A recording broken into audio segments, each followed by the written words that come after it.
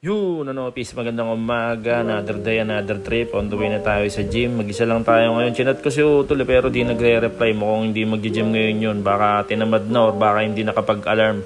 So ayan, mag-isa lang tayo sa gym. Kapag umaga talaga, halos walang nag-gym dito, yung marami dito hapon o gabi. Mas marami kasi akong free time sa umaga, kaya umaga talaga ako dumadali. Pero depende pa rin naman, pero mas okay sa akin talaga ang umaga. So ayan, nakauwi na tayo, tapos na tayo mag-gym. Yun, at nag-request si Esme ng TJ hotdog. So bihira talaga kami kumain ng mga ganyan. Nag-request siya, pinagbigyan ko at yan, bumili ako ng sandamukal na ampalayan, yung kakainin natin. Pero kakain din ako ng hotdog. Yun, nagpapultang tayo dito sa COL bago tayo pumunta ng tindahan. Pataas ang presyo ng gasolina. Alam nyo na kung bakit, dahil sa sigalot ng iba't ibang bansa ngayon. Pag inisip mo ang future sa magiging domino effect ng mga yan, nakakatakot. Lalo na sa mga normal na tao, paano sila makakasabay, diba? Kaya para sa akin, hanggat kaya mag-impok, ipunin na yan, kasi talagang dyan lalabas yung kapag may hinugot nga daw, may madudukot. Yung mga ganyang senaryo, hindi natin alam kung ano pa yung mga pwedeng kalabasan yan. Prevention is better than cure nga daw, diba? Kaya palagi tayo maging handa.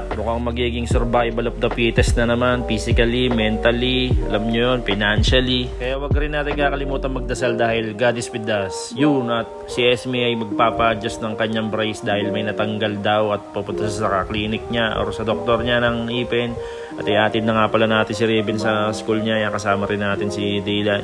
Gamit tayo ng e-bike kasi pag nakamotor nahihirapan ako pag kasama ko tong dalawang to. At yan si Esme, umalis na, nag-tricycle. Mahirap ang tricycle dito sa amin, kailangan mo pa pumunta sa pinakakanto hindi mo basta-basta matatawag yung tricycle So ayun na nga, pag natin, umuwi na tayo, nakauwi na rin pala si Esme, naayos natin tong kakabinet na to. So hindi rin namin natapos yan kasi hindi pala kaya ng dalawang tao to dahil ang pakabigat ng cabinet na yan. So yung cabinet na yan, galing yan sa kapatid ko, sa ate ko dun sa Imo. So inarbor ko yan, ganda ng cabinet na yan Yun, at nakapaglinis din ng motor. So dito tayo sa hulog-hulog kasi tipid dito, nakapag motor wash din. Nakakatawa tong motor ko na to pag pinagmamasdan ko. Naiisip ko yung mga pinagdaanan namin na isa to sa swerting tinuturing ko sa buhay ko. Dami namin pinagdaanan na yan to. Year 2020, nagtrabaho ko sa Intramuros, nagtinda ako ng chicharon, nagtinda ako ng mga wings na may flavor, hanggang sa nagsisig ako.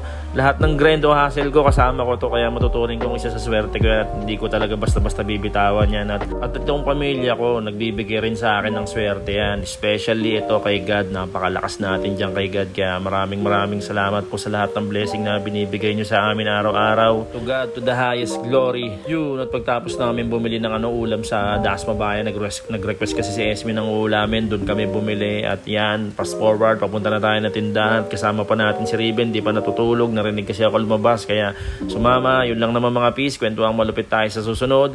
Hanggang sa susunod na trip, alam nyo na, huwag kakalimutan magtrabaho na malupit, bawal tamad. Ayos, alright!